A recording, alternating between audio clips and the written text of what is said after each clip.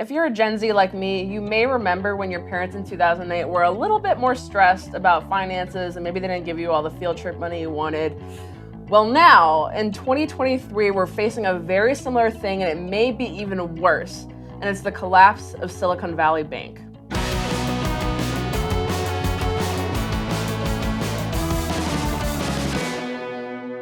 Hey everybody, welcome back to Indoctrination. I'm Olivia. And I'm Maggie. And today we are talking about a very pressing subject. We're getting into finances, we're getting into the economy, and it's the collapse of Silicon Valley Bank. They were seized by by federal regulators on March 10th, 2023. And we're gonna go over what happened, why it happened, and basically the effects it's going to have on almost all of us to some degree. So I wanted to start by asking you, what was the general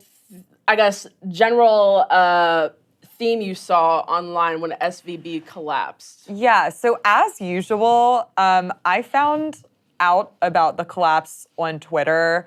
Naturally. Yeah, naturally, I don't find out any news except through Twitter. And everybody was freaking out saying that a bank had collapsed, and I was like, I'm not surprised, unfortunately. And then Olivia came to me and said she wanted to cover this topic. Thankfully, I'm not on the West Coast. I'm not invested in Silicon Valley Bank, but I'm sure this does have greater implications Even for our global economy. implications. Yeah.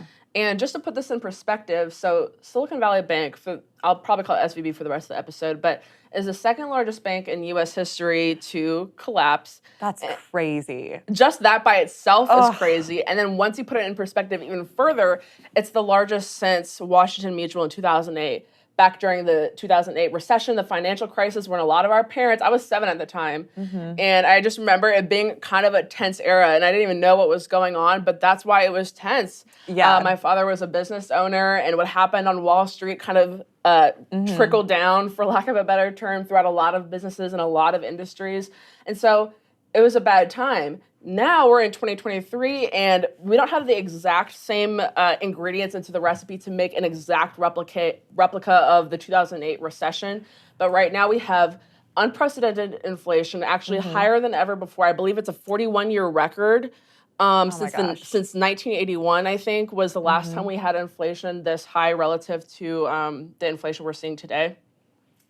And there were a couple things that caused it, but in short, the answer is the government, as always. In short, the answer is the government. Yeah, and I have to say, it's what is so interesting about this topic for our generation is that most of us grew up during the 2008 recession and financial collapse, and we are now seeing that happen as we're coming into the working world. So as we're trying to start our own businesses, getting our first jobs out of college, trying to buy homes, we're entering a period where, banks are collapsing. We've pumped our economy with trillions and trillions of dollars, and we are bearing the brunt, obviously, of all of these really poor economic decisions that the government made, especially during COVID. I mean, it was going on before then, but especially during COVID, that kind of set up the stage for this to happen. It's kind of a perfect storm, exactly. And of course, when federal regulators bailed out the big banks in 2008, it set the precedent for something even worse to happen, which is what we're kind of seeing now. But just to recap what happened, on March 10th, there was a run on the bank, which essentially is a lot of depositors go to the bank and want to take out their deposits. They don't trust the bank anymore. And why that happened, why this mass panic happened, was because Silicon Valley Bank, and there's a lot of tech ventures are used by it, and big ones too. So there's Roku, Etsy, Bill.com, which is the processor that Fee uses. A lot of recognizable names had millions of dollars in SVB. But essentially what caused the panic is they had $21 billion in U.S. Treasury bonds. That's where they chose to invest a lot of their money. The U.S. government, because we all know how trustworthy they are, naturally. They assumed this would be low risk. And to give a little further context, the fact that a lot of tech ventures were invested in SVB points to something, because during COVID, the Federal Reserve was pumping the economy with a lot of money, and a lot of that was going to startups. And tech grew. There was a boom of tech during COVID. And now as we're seeing Facebook, Twitter, almost every social media platform and every tech company is hemorrhaging employees by the thousands. So we're definitely seeing the repercussions of artificially inflating the tech industry. But what's interesting is that Silicon Valley Bank actually grew tripled their deposits in the course of a few years. So they were a very tech-heavy bank. And so what did they decide to do? Invest $21 billion in U.S. Treasury bonds. And it was back in early March where they were like, okay, we need this money. And this is an example of moral hazard, I think is a great way to describe it, because the government was basically like, this is almost no risk. You can put all your money in here, get it back with great returns. It's going to be awesome. And so when you make generalizations and assumptions based off of especially what the government is saying about risk factor, you're going to make bad financial decisions. So they put $21 billion into Treasury bonds. They pulled them all out in a very quick sale. It was kind of sudden. They ended up losing about $2 billion. So 2 days before this happened on Friday, the 10th, they go to their shareholders or investors. They're like, hey, we need to raise $2 billion. Do you guys... Quick question. Do you guys have $2 billion? I need $2 billion we could borrow. So they're like, no, we're actually going to take all our money out of the bank. So because they lost trust. They lost trust. In the bank. So that first day where they announced that they had lost $2 billion, their stock shares fell by 60%. That next day, I believe it was that Friday morning, their stock shares had fallen by another 60%. It's so quick how this happens. It was literally like that. It happened over a 48-hour period. Oh my gosh. And so by the end of Friday, they are calling the police on people at their New York branch location for trying to run and take out their deposits. Yeah. Oh my goodness. So they knew it was happening. I think it's good to point out why they lost money, just for people that don't know, in those U.S. Treasury bonds. And it's because, predictably, like anyone who pays attention to this stuff would assume, the Federal Reserve started raising interest rates due to the rampant inflation we were seeing. I mean, do you remember when gas was just... Do I remember? In LA, in central LA, I saw gas for as high as $7.59. It was absurd. And it's climbing back up now. It was good for a while. It's climbing back up now. Yeah, I've noticed that. But yeah, so during COVID, the Federal Reserve was pumping money into the economy, just money printer go burr, as the meme goes. And that created a high period of inflation post-COVID, right? Especially in 2021 and 2022, you saw prices starting to rise to seriously alarming rates. And the Federal Reserve made the decision to rein it in a little bit, stop printing as much money, which increases the interest rate. Coincidentally, when the interest rates go up, the value of bonds goes down. It's literally the most basic principle of economics. It's literally like demand. Yeah. So why SVB thought that that investing all of that money... Moral hazard. Yeah. They literally made poor financial decisions and they paid the price. And my opinion is let bad banks fail. Do not reward poor decision making. But we'll get into that because why it's such a big deal is the FDIC, the Federal Deposit Insurance Corporation. See, I got Good job. Thank you. So the FDIC, they only insure up to $250,000 in an account at any given bank. So any company that had more than $250,000 was basically in limbo. They could have all failed. So just to read off the list, Roku had about $500 million. Not Roku. My grandma loves Roku. Roku had $487 million in it, which was 26% of its cash and equivalents. So without that chunk, they would have probably suffered greatly. In a regulatory filing, Roku claimed that its deposits with SVB were largely uninsured, and it sent its shares down by 10%. So Roku suffered from this. Several other tech companies suffered from this. So like I said, Bill.com, so Etsy, Roblox, even BuzzFeed. And BuzzFeed is already not doing so swell lately. And so a lot of these companies were caught in the crossfire. Yikes. Even Peter Thiel from PayPal. I saw that. He had like $50 million there. Peter Thiel, are you doing okay? I hope he's okay now, because here's what happened. So the federal regulators, the Federal Reserve, bails them out. And what's funny is that it was a matter of hours, actually, on that following Sunday. So it's Friday, the run of the bank happens. Saturday, everyone's panicking. We're waiting for Monday because people are concerned that there's going to be runs on other banks. Because what typically happens is that there's a one certain bank level of fails, contagion. and then everyone starts freaking out because, a bank just fell, and so we need to pull our money out. Don't think about the fact that only $250,000 is insured until a bank falls. Right. So that That's reminded reminded the American public. So what was happening on Sunday? That Sunday, I believe it was March 12th at that point, people were really concerned about runs on other banks, and there were a couple. But to prevent widespread contagion, and this is a couple hours after United States Treasury Secretary Janet Yellen said, "Hey, we learned our lesson from 2008. We're not going to bail them out." I don't believe her. 4 hours later, the Federal Reserve bailed them out. So of course they did. It was insane that she even made that statement before they even had decided. And Olivia, every time this happens, people beg the federal government to bail those banks out because they think they're bailing out the people that were invested in that bank. But it's important to let these banks fail so that this doesn't happen in the future. Yeah. Because the only reason SVB was comfortable making this risky investment was because there's all of this cushion, There would at least be some accountability if they had their money tied up in a private investment, but it was tied up in the government. And then so I believe that the government not only did not learn their lesson from 2008, but felt some type of responsibility because it was treasury bonds that were sold off and lost $2 billion. Yeah. But this is a great quote. It's a French business school called INSEAD. To get better returns on its investments, SVB put its assets in a long-dated government bond, which were supposed to be risk-free. Its liabilities were demand deposits that startups could withdraw at any time. Who uses SVB was a lot of startups, right? Yeah. Tech ventures.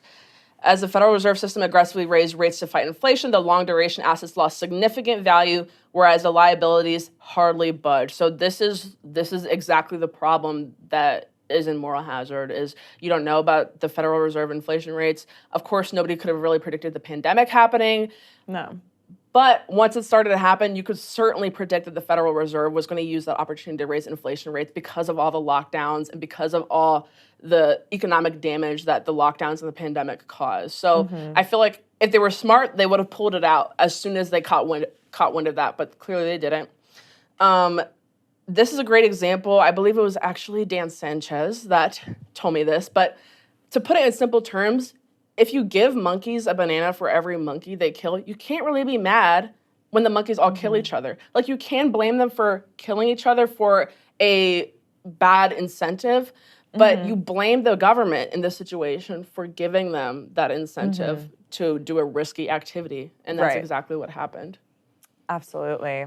Yeah, I think there was a really great analogy by Peter Jacobson. He was talking about when it comes to insuring and bailing out banks that are failing, that do fail.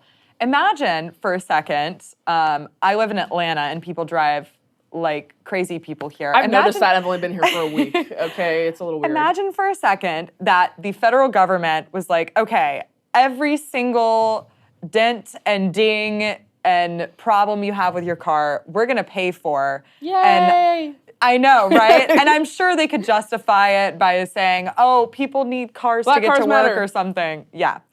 Imagine for a second that happened, that you were not held at fault for, getting into car accidents. I can think of what might happen. What might happen? I know, at least where I'm from and also in Atlanta, people would be driving even more recklessly here, and people would be getting into car accidents all the time, because when you are not accountable for the consequences of mistakes that you make, then taking risky actions doesn't really matter. Like, you're more likely to be involved in risky behavior. I love that analogy. Sorry, Dan, it's better than the monkey bananas ones.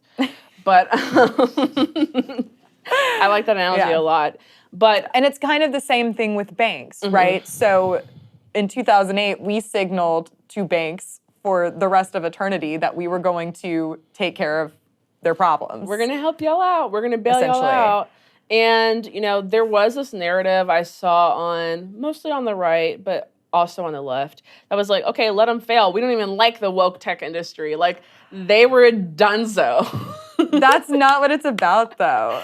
But it's like, they were right. We should not bail out big banks. Mm-hmm. And I will give them some credit. I do not want to take the onus fully off of SVB because they did do really poor risk assessment and management. Mm-hmm. And the woke thing wasn't really that far-fetched. They spent like $75 million on Black Lives Matter and BLM affiliated organizations.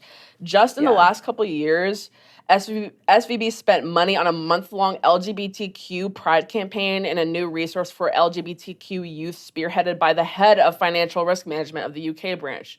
And she was out of office for like an entire month putting together these like pride websites and little forums. It was like to get people to come out on their forum.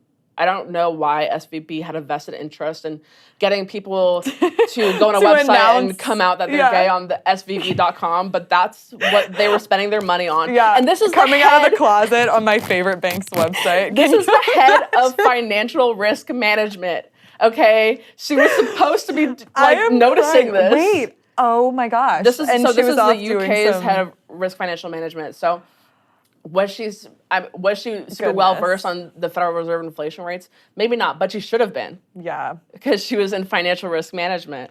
In an August 2020 company report on diversity, equity, and inclusion, SVB declared that we are on a journey committed to increasing diversity, equity, and inclusion, DEI, in our workplace with our partners across the innovation economy. Okay, that's just a bunch of corporate mumbo-jumbo. What do they actually do? They revealed at this report that they had made large donations to a lot of woke causes. They donated $1.6 million to, quote, causes supporting gender and innovation. What does that mean? Is that women in STEM, or is I think it it's like an inclusive way of saying women in STEM. Okay. Like women, theys, thems, all of them, And then another $1.2 million to support opportunities for diverse emerging talent and innovation. Don't know how those two are different.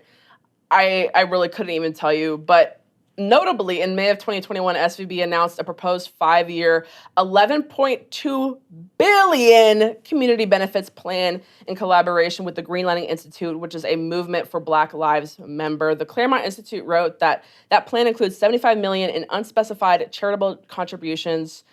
Also, that was not included in that total. So it was a lot to a lot of BLM and otherwise Marxist and leftist and progressive organizations, like literally millions and billions. So I think it's a combination of poor investment on, woke issues that nobody really cares about, the DEI stuff. Like lack of focus, right? Because what business does a tech venture bank have in diversity, equity, and inclusion? I genuinely could not and wanting the youth to come out on their little blog. The second one, I'm just still and it's shook. somehow in the somehow in the wheelhouse of the financial risk part. That's what gets me. They didn't even have this wasn't like somebody who was, let's create a separate department. It's like, no, you, the person that's in charge of assessing risk for our company, we're actually going to let you do something completely different. It's called a passion project, Olivia. Clearly, and her passion contributed to running that company into the ground. Poor thing. But a little bit of the contagion that we did see was, I believe it was Signature Bank that same week also folded. Now that was a smaller bank, but that doesn't negate the concern that people had. So the concern that people had over the weekend of bank contagion was very real. Yeah. It was the more government involvement that made the response bad. Yeah, I get that. And if we allowed banks to fail, people would have a better idea of where to be investing their money. Right. Banks the fact that there is even a federal deposit insurance corporation that is even entrenched in the banks in itself is a problem. Because why are the banks even backed up by the feds even up to $250,000? And if that's not the standard, if they're going to back them up indefinitely, then what is the point of having the FDIC in the first place? I don't know, girl. And I don't know. To have your money I don't understand the rules that banks are playing by. There aren't any. That's the problem. There aren't any. That's literally what we're trying to these are people that we're trusting with our money. Yeah. And honestly, if I don't know. In 2023, actually, in the last 3 years, you're dumb if you have all your money sitting in the bank. Yeah, it's depreciating honestly, in value. I'm gonna become like a Great Depression grandma and start hiding money under my in my mattress. tires. I'm gonna start hiding tires? money in the tires in my garage. Like, it's gonna get real. But that's actually a true thing, just to touch on that for people who may have been curious. Because of inflation, the $1,000 you put in your bank 10 years ago, it's not $1,000. That has a purchasing power of $600. Yeah, I think this signals to us that maybe we should start working more into financial literacy for young people and for ourselves, because like we can all learn together. Yeah, I believe in learning through teaching and doing. So that's the best way to learn. And it reminds me of Dan talking the other day about the 5 principles that libertarians tend to have, and it's like learning through doing. And you can't be a teacher without actually like learning on the way and having this kind of deep curiosity for more knowledge. So that's actually why I wanted to select this topic. A little bit like red flag, like alarm sounding, because I'm like, guys, take your money at the bank. But also you don't need to become a World War I grandma, Great Depression grandma hiding money in a tire. But you know, it would be great if make you did. some smart decisions. What do you think about the other big banks? Because I was reading in preparation for this episode, and I read that, you know, whereas SVB was very clearly in debt, all of the other big banks are not. They have great cash flow, and they're very diversified in their investments. Do you know anything about what this bank failure signals for them? Do we think we're going to see a domino effect, or? So like I said, we did see a small level of contagion. By small, I mean like a pretty significant amount. Like anytime a bank closes or is seized by federal regulators, it's a pretty big deal. Fortunately, it wasn't like Capital One or Bank of America. Like it was not a huge bank. But in terms of those big banks, I'm assuming you're referring to like the big recognizable names. Yeah, I think that I actually know people who like ran and took their money out, and even though they didn't even have $250,000 in the bank. So I don't. Think, neither do I. Full disclosure. So I do think that it influenced people to trust the banks less. I think it's totally possible that a big bank could fall because it seems like the precedent set by the Federal Reserve yet again is going to make it happen even sooner, because it has been since 2008 that we've had like an actually large bank close. Like we've had like, there was small ones in like 2009, but this is the largest since Washington Mutual, which was like the big bank. So it's totally possible that it would happen again, even sooner than, over 10 years, over a decade. I would not be surprised if another bank closed by the end of the year, but we'll see. I don't want to manifest that. But, a lot of libertarians have been providing solutions for a long time, and they're very simple. Abolish the Federal Reserve, get back on the gold standard. Period. And then the lockdown policies, the shutting down businesses, every excuse in the book they had to basically stop people's cash flow and natural income, the free market. Oh gosh, that still makes me so mad. Dude, I knew people who lost their small businesses. It was horrible. And now the money that they had saved up for a time where they lost their businesses is worth 30% less than what it was because of inflation. It was just sitting in bank accounts. It's really, during this high inflationary time, it's honestly a poor financial decision to keep your money sitting in the bank. Even if you don't have that $250,000 limit, because it's still depreciating in value. Yeah, that's a fair point. And so I think we need to put serious checks and balances in place to make sure these lockdowns never happen again. The Federal Reserve cannot control who gets bailed out, because it's why didn't the people who lost their businesses get bailed out? Why am I supposed to care about big fat cats? I know we love Roku. We're also a Roku family. Why am I supposed to care if Roku loses $500 million when my neighbors down the street lost their restaurant, lost their house, lost their everything? It's hard to feel sympathy for the people who, even lobby the government, because SVB also spent $1 million. This isn't a lot of money for lobbying, but they spent, a significant portion of money lobbying the government between 2015 and 2018, arguing for less regulations. Now, as somebody who's pretty libertarian leaning, I don't have a problem with getting less regulations, but it's the special treatment for SVB that gets me, for them to still be allowed to do, make poor financial decisions and have poor financial risk assessment. So it's a lot of, like I said earlier, it was a kind of a perfect storm for this to happen. Yeah, absolutely. What do you think our financial future is looking like in the next year? Because I'm Black Pill. Don't ask me that. I know. Just to kind of come away from the high level stuff. So I've been like shopping around and looking for houses, and things are starting to come down. But man, wait a year or two. Yeah, that's my okay. So short-term predictions: the housing market will crash. I would say if you're in the housing market right now, wait a little bit till it fully does. I've just been looking. Yeah, no, now's a good time to look. Not buying, but looking. Now's a good time to look. Yeah. Right now it's completely a seller's market. So if you want to sell your property right now, sell Be it, my guest. but sell it quickly because it's going to crash. Yeah. But in terms of like the long-term future, I'm just going to say it's going to continue to get worse. It will be worse than the 2008 financial crisis unless we put in place some checks and balances. Which do I predict that will necessarily happen? No, not really. Just because the Federal Reserve has recently just flexed how powerful they truly are, and how much they have not learned since 2008. And how much they just don't care how it affects the common man. Yeah. Because like I said, they didn't bail out the small businesses. They didn't bail out the schools, the restaurants, everything that got shut down, and kids who, like, for me, I was in college during COVID. I had, I think, like a 10% discount from living on campus and going to in-person classes to being at home and doing Zoom classes. 10% discount. Where's my bailout? I paid full price for Zoom classes.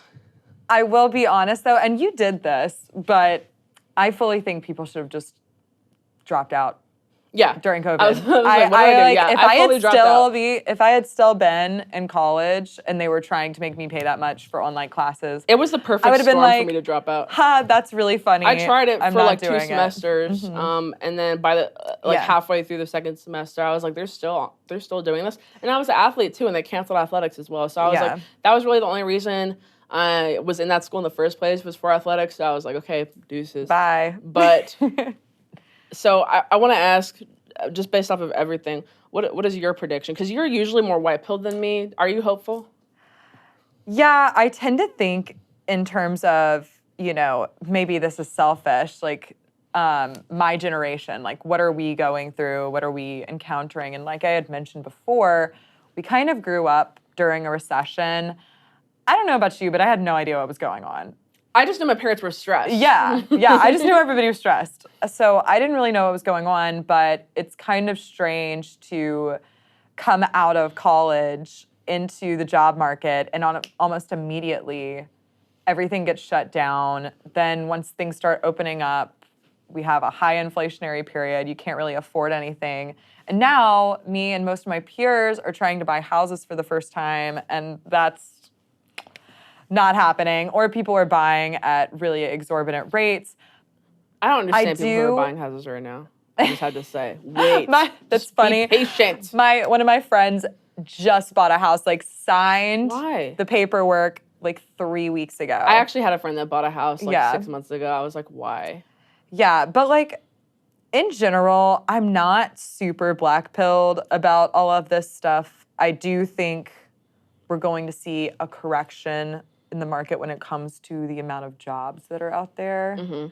Potentially, I think these tech companies are going to continue shedding employees. Google, Meta, Twitter, and people really thought it was kind of, I believe like Twitter was kind of the first place to really start hemorrhaging people, and people were like, oh my God, it's Elon. Elon came in and fired everybody. No, Elon was smart, okay? Meta fired more people than Elon did, I believe. Well, and Elon was smart because all of those people are probably going to have had to lose their jobs either way eventually, and he just got it over with. That's my read of the situation, is that there were a lot of people doing a little work. But people were like, oh my God, he's such a greedy billionaire. He just wants to take a higher salary.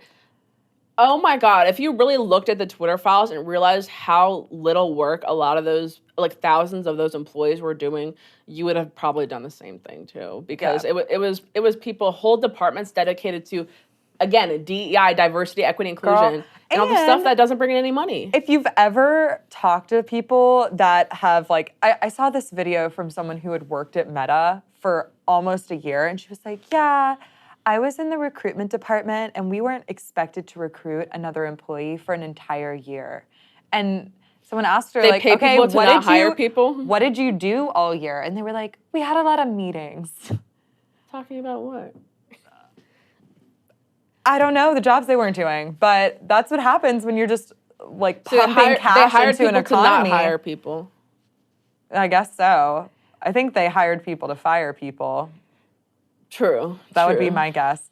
But I do think we'll continue to see some of the layoffs. Yeah. But in general, I'm pretty optimistic, just because I think these hard times have made, at least of my friends, some really strong people that are like really future-oriented and goal-oriented. It's great to be those two things, but do they understand how to get there and how, like, this is why I'm weary about our generation, because I've said this before, and nothing against baby boomers, love y'all, so sweet, love my grandparents. But boomers, I believe, were the first American generation to leave their children and grandchildren off in an economically, financially worse spot. Yeah. And that's not personal against boomers, because I believe we're doing it even worse. I think millennials and Gen Z will leave our children off even worse. We're calling for like fully socialized everything. Healthcare, higher education. All of Where it. does it end? It doesn't. It doesn't. It like, doesn't. Just like end. what are the rules that the banks are following? None. Where does it end? Nowhere. And it just keeps happening over and over again. You understand why I'm black pill now? Like I believe, and it's because I guess I just don't have that much faith looking at voting demographics of our generation. Yeah. I guess that's why we have this podcast, because I definitely wanted to reach out to Gen Z. Yeah. You know, because growing up, again, we grew up during the 2008 financial crisis. Did we know what was going on? No. Absolutely not. Thank you to The Big Short and Margot Robbie but for explaining all we know is that we don't want it to happen again. Yeah. And it's happening again. And thankfully, it's during my lifetime, not my children's lifetime, but I would hate to pass the buck down even further. Yeah. You know? Absolutely.